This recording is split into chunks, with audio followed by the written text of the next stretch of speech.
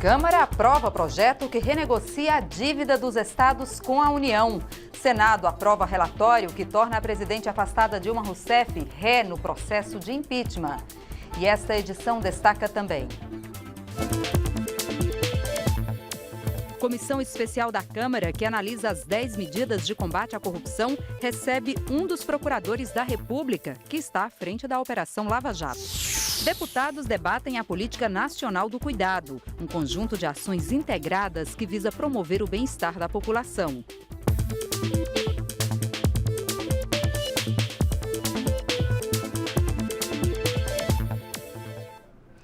Bom dia, em Brasília, 2h48. O Jornal da Câmara começa agora. Os deputados aprovaram o projeto que trata da renegociação da dívida dos estados com a União. Na versão discutida na noite de segunda-feira, o relator Esperidião Amin já havia retirado do texto vários itens criticados. Entre eles, mudanças na lei de responsabilidade fiscal e regras de transição para os estados se ajustarem nos gastos com pessoal. A proposta estende o pagamento da dívida por 20 anos, desde que as assembleias legislativas aprovem a restrição de gastos dos estados por 2 anos, de acordo com a variação da inflação do ano anterior. Nesta terça, antes de a discussão recomeçar, houve tentativa de obstrução, com a sugestão de retirar a proposta da pauta do dia. É preciso se mergulhar, discutindo de forma séria a auditoria dessa dívida pública, é preciso se discutir a autonomia dos estados e também o benefício aos estados que vêm pagando em dia suas contas. É preciso que se retire de pauta para que a gente ganhe mais tempo para fazer essa discussão profunda e responsável enquanto esse debate. Eu sou totalmente contrário à retirada de pauta desse requerimento. Eu não tenho dúvida nenhuma de que nós estamos preparados para votar esse projeto, porque ele não mexe em direitos de ninguém. Por isso, sou contrário à retirada do projeto de pauta. O relator voltou à tribuna para explicar seu novo texto após a apresentação de novas emendas ao longo da negociação. Os governadores que assinaram os acordos que dão suporte a este projeto, muitos deles não estão pagando os salários. E graças a este acordo, pouparão recursos que possibilitarão o pagamento ou integral ou maior em percentual das suas folhas de pagamento. E a gente conversa agora com a repórter Paula Bittar, que fala ao vivo do Salão Verde e tem outras informações. Olá, Paula, bom dia. Como é que foi essa votação aí, marcada por muita obstrução, né, Paula? Oi, Jaciene, bom dia. Você também? Pois é, muita obstrução, muita polêmica, até mesmo ali um acirramento de ânimos entre os deputados, justamente por conta desse tema polêmico, um tema relacionado à crise econômica que o país vive num momento também pré-eleitoral, em que os deputados não querem se desgastar em suas bases eleitorais, ou seja, momento complicado, tema complicado. E aí foram longas horas de discussão, não é à toa que a gente está aqui perto das 3 horas da manhã, quando a sessão foi encerrada agora há pouco, sem que a proposta fosse concluída. No final das contas, apesar de toda a obstrução colocada aí por partidos da oposição ao governo interino de Michel Temer, foi aprovado o texto base da proposta, o texto principal. A base aliada ao governo de Michel Temer conseguiu colocar número suficiente para aprovar esse texto base. Agora, a base, o governo precisou recuar um pouco e fez um acordo para retirar um dos itens que era um dos mais criticados da proposta, que era o que previa o congelamento dos salários dos servidores públicos estaduais por um prazo de 2 anos, aí como uma contrapartida à renegociação das dívidas dos estados e do Distrito Federal, por um prazo aí de até 20 anos, de mais 20 anos. E aí, com essa negociação, com esse acordo, foi possível avançar um pouco na votação, mas mesmo assim vários partidos, vários parlamentares que se colocam de forma oposta a essa proposta continuaram criticando, porque foi mantido no texto esse item que coloca um teto para os gastos estaduais, como também por um período de 2 anos, como justamente a variação da inflação do ano anterior, ou seja, foi retirado o congelamento dos salários, a proibição no reajuste dos salários, mas foi mantido esse teto para os gastos dos governos estaduais. Agora, essa votação ainda não foi encerrada, foi votado o texto principal, foram apreciados 2 destaques para votação em separado que tentam fazer aí mudanças no texto e ainda faltaram, chegamos aí às 3 da manhã, não havia mais condições de se continuar essa análise, faltaram ainda 4 destaques para votação em separada que vão tentar fazer outras mudanças, acrescentar artigos, retirar artigos, fazer modificações no texto que vão ser analisados nesta manhã desta quarta-feira a partir das 10 horas da manhã. Só depois disso é que a proposta poderá seguir para análise do Senado Federal. Jaciene. Obrigada, Paula, pelas informações. Por 59 votos a favor e 21 contra, o Senado julgou procedente a denúncia contra a presidente da República afastada Dilma Rousseff. Ela agora vai a julgamento final pelo plenário do Senado e pode ser definitivamente impedida. Na mesa do Senado, ao invés de um senador, um ministro. O presidente do Supremo Tribunal Federal é quem comanda o processo agora. As senadoras e os senadores aqui congregados desempenharão a magna função de juízas e juízes da causa, razão pela qual deverão agir com coragem e independência. Começa o trabalho, primeiro com uma série de questões de ordem. Mais de 3 horas de discussão. Só então, o relator da comissão especial, senador Antônio Anastasia, pôde ler e defender seu texto. O que se rechaça é a usurpação das prerrogativas do Congresso Nacional, a manipulação dos bancos públicos e a fraude às contas públicas. Pela gravidade que se revestem essas condutas, são de fato e por justo motivo tipificadas como crimes de responsabilidade, razão pela qual estamos aqui a propor o julgamento da senhora presidente afastada. Depois de 1 hora de intervalo, teve início a fase de discursos dos senadores. Cada um com até 10 minutos para falar. Oposição e governistas trocaram posições, mas não os argumentos. As pedaladas foram utilizadas muitas vezes por outros governos, inclusive na gestão anteriores da presidenta Dilma. E mais, a maioria dos governadores e prefeitos também utilizaram.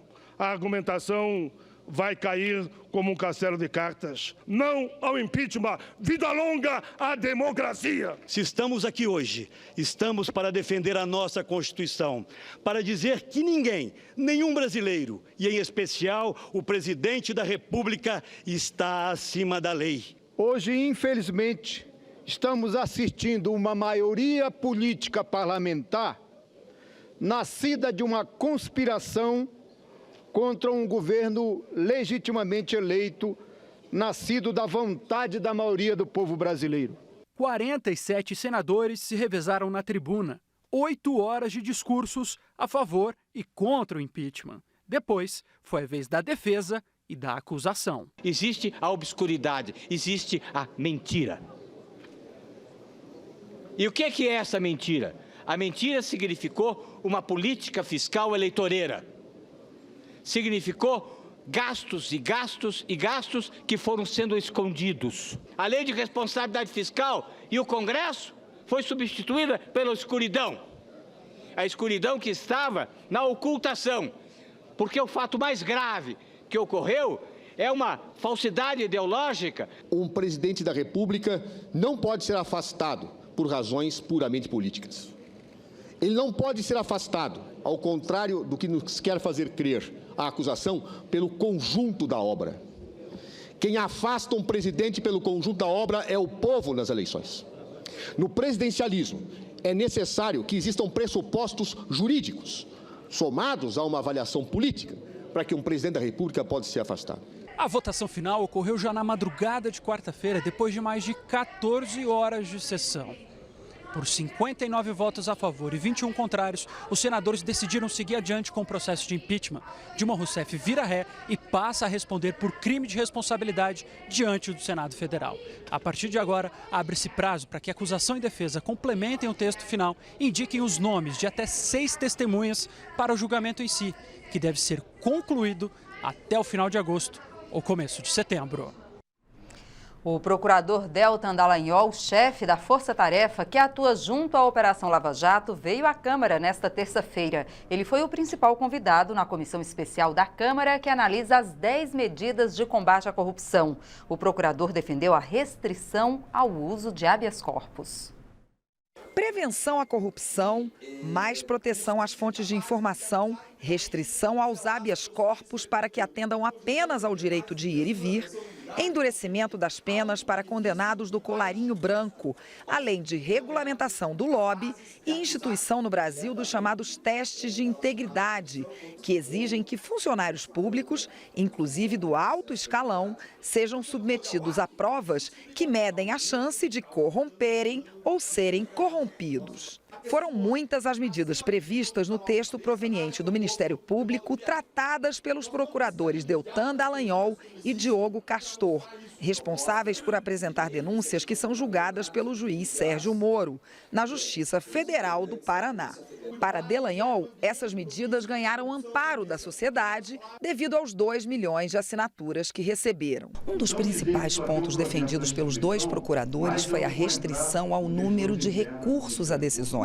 Segundo eles, o Brasil é o único país do mundo onde se pode entrar com recursos em até 4 instâncias da justiça. Isso faz com que a grande maioria dos crimes prescreva antes que haja punição. Nosso sistema de recurso processo penal que ele é completamente irracional. Nós não temos o duplo grau de jurisdição no Brasil. Nós temos 50 graus de jurisdição no Brasil. O ex-senador Luiz Estevão foi condenado em 2006 a 31 anos de reclusão por crime ocorrido na década de 90. Diante da interposição de 34 recursos, a execução da sanção só veio ocorrer agora em 2016, às vésperas da prescrição, quando já decorridos mais de 20 anos da data dos fatos. Deltan Dallagnol disse que é necessária a reforma no sistema judicial. A Lava Jato é a exceção que confirma a regra da impunidade.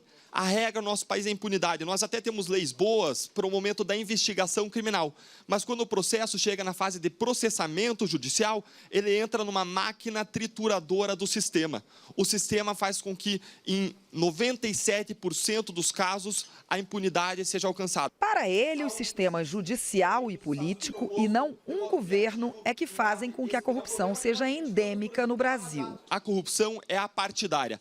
Corrupção não é um problema de um partido A ou de um partido B. Não é um problema de um governo A ou de um governo B. Mudança de governo não é meio caminho andado contra a corrupção. Não é caminho nenhum andado contra a corrupção.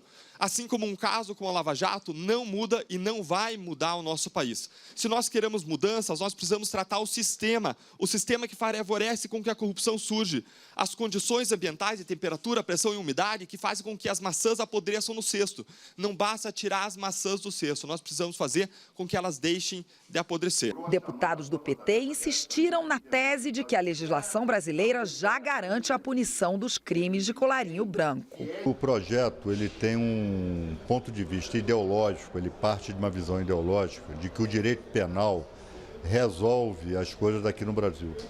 Se isso fosse verdade, não haveria mais crimes no Brasil. Essas medidas, elas são demagógicas, elas são populistas, elas partem do clamor justo, mas também fabricado, do combate à corrupção, como se o Brasil fosse um país em que sua única mazela fosse a corrupção. O relator da comissão especial do Democratas, ao contrário, acha necessário endurecer a legislação. Nós vamos ter sim um arcabouço legal ao final desse trabalho que vai dizer, o Brasil tem medidas eficientes, modernizou a sua legislação penal e, por fim, tem mecanismos para que a sociedade, o cidadão, possa lutar de verdade com a corrupção. Isso não é uma luta só do Ministério Público, dos parlamentares, do juiz, é uma luta de todos nós. Se a gente quer um país saudável, todos nós temos que brigar para vencer a microcorrupção e a grande corrupção.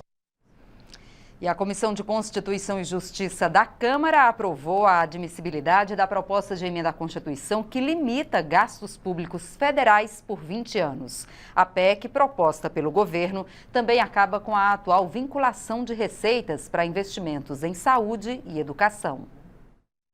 Foram 6 horas de discussão. Entram na limitação de gastos o reajuste salarial de servidores públicos e a realização de concursos se o governo não cumprir o teto das despesas definidas para cada ano. O orçamento da educação e da saúde será corrigido pela inflação do ano anterior e não mais pelos percentuais de receita líquida da União.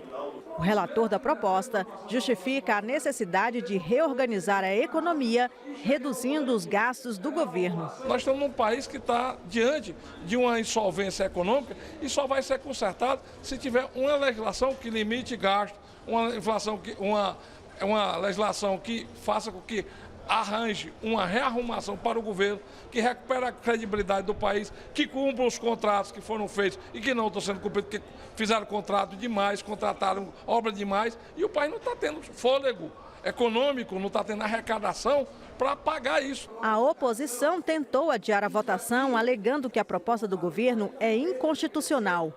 Os parlamentares contrários afirmam que a proposta quer fazer um reajuste fiscal permanente. É uma PEC que atende àqueles intocáveis da estrutura econômica nacional e internacional, que são os grandes bancos, os rentistas volumosos, e atinge diretamente a educação e saúde. Para nós, esse ato, essa PEC, não cabe porque ela afronta princípios pétreos da própria Constituição. O fim da participação obrigatória da Petrobras na exploração do pré-sal foi debatido em comissão geral no plenário da Câmara.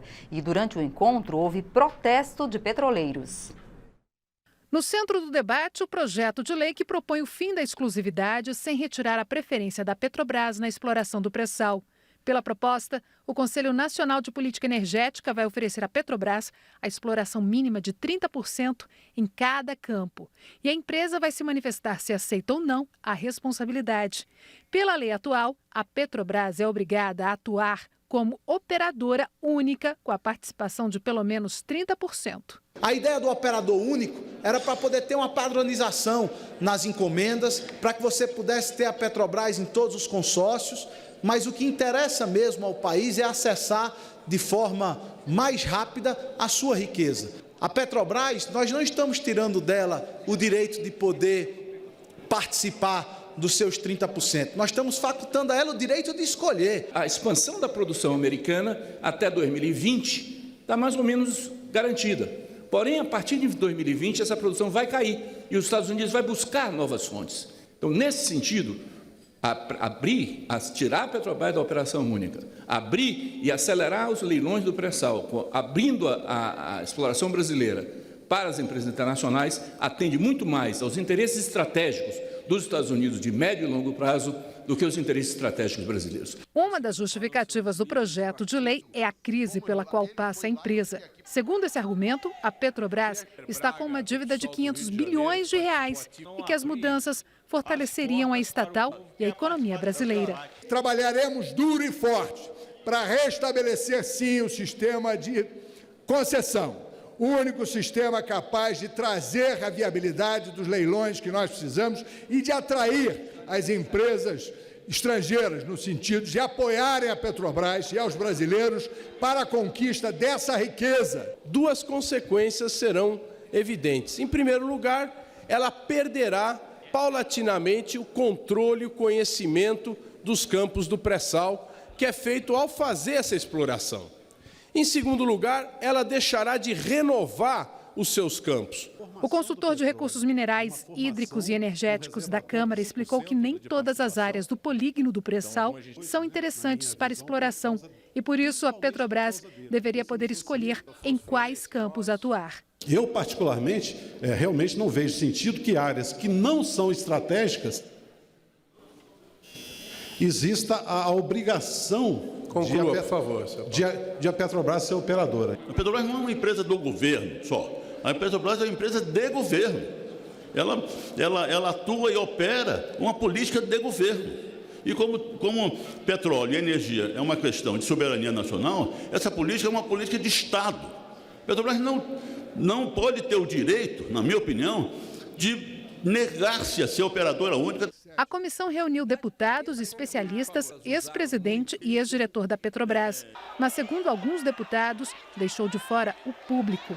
Eu quero fazer um apelo a Vossa Excelência que nós não maculemos a imagem do Legislativo, impedindo que os trabalhadores petroleiros, o movimento popular, indígenas que querem vir aqui defender o patrimônio brasileiro, tenham impedido que eles tenham acesso à casa. Mas alguns manifestantes conseguiram entrar e protagonizaram embates com deputados. Eu quero concluir uma frase. A intolerância de vocês é tão grande que não permite uma frase. 2 petroleiros foram presos por tentar entrar sem autorização no Congresso Nacional. O presidente da Câmara, deputado Rodrigo Maia, disse que o acesso ao prédio ficou restrito por causa da votação no Senado sobre o processo de impeachment da presidente afastada Dilma Rousseff. A CPI do DPVAT realizou nesta terça-feira audiência pública para ouvir o ministro da Saúde a respeito do uso dos recursos oriundos do seguro pago anualmente pelos proprietários de veículos. O seguro DPVAT foi criado em 1974 e serve para indenizar todos que sofrem algum tipo de lesão ocasionada por acidentes de trânsito. As indenizações são pagas em caso de morte, de invalidez permanente ou para o reembolso de despesas médicas e hospitalares. Acontece que muitas fraudes envolvendo a concessão deste benefício vêm ocorrendo há alguns anos em quase todos os estados brasileiros, sendo que Ceará, Minas Gerais, Santa Catarina e Paraná apresentam casos alarmantes revelados pela Operação Tempo de Despertar, da Polícia Federal. Em 2016, a arrecadação total do seguro DPVAT foi de quase 9 bilhões de reais. Desse total, metade foi para a União, principalmente para o Sistema Único de Saúde, o SUS. A deputada Raquel Muniz destacou a relevância do volume de recursos gerados pelo seguro e cobrou melhor fiscalização pelo Ministério da Saúde. Trata-se de um dos maiores seguros do mundo, 45% vai para o Fundo Nacional de Saúde, para o Ministério da Saúde. Então a gente quer saber o caminho que percorre esse recurso. A gente quer a participação do Ministério da Saúde, especialmente na fiscalização desses recursos, para apresentar para o Brasil uma forma da gente diminuir, minimizar ou até acabar com essas fraudes do seguro DPVAT. Vamos acompanhar o recebimento dos segurados e vamos avaliar, cruzar dados para ver se podemos melhorar a fiscalização e, eventualmente, identificando, combater as fraudes. Faltando 2 dias para o fim do prazo de funcionamento, a CPI do CARF encerrou a reunião desta terça-feira sem apresentar o relatório final. A comissão foi criada para investigar suspeita de venda de sentenças no órgão ligado ao Ministério da Fazenda, assim como a compra de medidas provisórias para beneficiar empresas. Numa reunião esvaziada, mais uma vez o relator adiou a apresentação do parecer final da CPI do CARF, que deveria ter acontecido na semana passada. O deputado João Carlos Bacelar disse que o presidente da Câmara se comprometeu a colocar em votação no plenário o pedido para prorrogar a CPI por mais 60 dias. O pedido foi aprovado em julho pela comissão. A maioria dos partidos que aqui estão presentes votaram favoravelmente pela prorrogação. Existe um clamor popular para que o Brasil investigue o que está acontecendo aqui no CARF. São mais de 20 bilhões de reais que foram desviados da Receita Federal. Então, eu acredito que o plenário, que é soberano, vai prorrogar a CPI. Isso acontecendo, nós vamos trazer aqui, conforme nosso plano de trabalho, mais pessoas para serem ouvidas aqui. Eu não quero ser acusado de ter indiciado pessoas que não passaram por aqui. A CPI deveria ter concluído o trabalho no início de julho e já foi prorrogada por 2 períodos curtos. O prazo termina nesta quinta-feira, mas várias convocações de depoimentos não foram votadas. Entre elas estão as de grandes empresários e de um dos filhos do ex-presidente Lula. Para evitar que a CPI acabe sem um relatório, os deputados Ivan Valente, do PSOL de São Paulo, e delegado Éder Mauro, do PSD do Pará, anunciaram que vão entregar votos em separado. O relator vai esperar a decisão do plenário sobre a prorrogação para apresentar o parecer. Me entregando o relatório, ainda tenho quarta e quinta para marcar uma reunião, mas só marcarei quando ele me entregar o relatório. O presidente da CPI, deputado Pedro Fernandes, pediu a prorrogação dos trabalhos ao presidente da Câmara, Rodrigo Maia, mas isso depende de votação no plenário, o que deve ocorrer nesta quarta-feira. E a CPI da máfia do futebol, criada para investigar crimes cometidos por cartolas, se reuniu nesta terça-feira para tentar votar o relatório final. O prazo de funcionamento da comissão terminou, mas o plenário ainda pode colocar em votação o requerimento que pede a prorrogação dos trabalhos por mais 60 dias. A CPI da máfia do futebol esgotou seu prazo de funcionamento nesta terça-feira sem votar o relatório final. Depois de 140 dias de trabalho, os deputados pediram mais prazo para apurar possíveis irregularidades cometidas pelos dirigentes do futebol brasileiro. O presidente da CPI, deputado Laudívio Carvalho, disse que o trabalho foi prejudicado pela crise política que teria esvaziado as reuniões da CPI. A votação do impeachment da presidente Dilma Rousseff, a cassação do presidente Eduardo Cunha com o afastamento dele, depois um recesso parlamentar, enfim, enfrentamos várias dificuldades. O tempo foi contrário a esta CPI, os quóruns foram muito baixos durante todo o tempo, fizemos tudo aquilo que foi possível. O relator, deputado Fernando Monteiro, concordou com o presidente da CPI. Monteiro afirmou que foi obrigado a fazer um relatório incompleto porque o baixo número de reuniões atrapalhou o andamento dos trabalhos. A gente se dedica 6 meses, para fazer um relatório. Obviamente fizemos um relatório dentro do possível, A gente não teve documentos do governo americano, não tivemos sequer documentos do Senado, quer dizer, aqui do lado, nem o americano, do lado. Já o deputado Major Olímpio acredita que a CPI teve o seu trabalho atrapalhado pela ação dos cartolas do futebol. Esse esvaziamento da CPI demonstra justamente o poder da máfia do futebol, o próprio nome da CPI. E a máfia e o crime venceram. E venceram, inclusive, as entranhas da própria Câmara dos Deputados. Quando se pediu uma prorrogação, uma dilação de prazo para a CPI, o Valdir Maranhão estava na presidência, ele deu, no dia seguinte ele retirou. Rodrigo Maia deu mais 20 dias para encerrar hoje, para acabar com nada. Deputados debateram a Política Nacional do Cuidado, um conjunto de ações integradas com o objetivo de promover o bem-estar, a saúde, a segurança e a autonomia dos cidadãos. A ideia é construir um modelo que atenda crianças, pessoas com deficiência ou doenças raras, além da população idosa que não para de crescer. A Comissão de Seguridade Social e Família debateu o projeto de lei que institui a Política Nacional do Cuidado. São modelos de proteção para pessoas que necessitam de cuidados especiais, como crianças, portadores de doenças raras e pessoas com deficiência. A demanda por cuidados de longa duração é maior no grupo formado por pessoas idosas. E esse grupo tende a crescer nos próximos anos. Segundo a Organização Mundial de Saúde, em 2050, 30% da população brasileira será formada por pessoas com mais de 65 anos. É uma política que visa proteger, em especial, as pessoas idosas que têm problemas de dependência ou algum problema de dependência funcional. Pessoas que podem ter alguma dificuldade para realizar o que se denominan tarefas cotidianas básicas, como por exemplo, às vezes alimentar-se, tomar banho, e outras tarefas também mais complexas, como é gerir a própria vida, poder ir ao banco e gerir seus próprios recursos e outras atividades. Os cuidados especiais, que antes eram tarefas da família, também devem sofrer modificações, porque a estrutura familiar brasileira também passa por mudanças. As famílias se verticalizaram, então você tem muitas vezes 5 gerações convivendo juntos, com casamentos, descasamentos, recasamentos.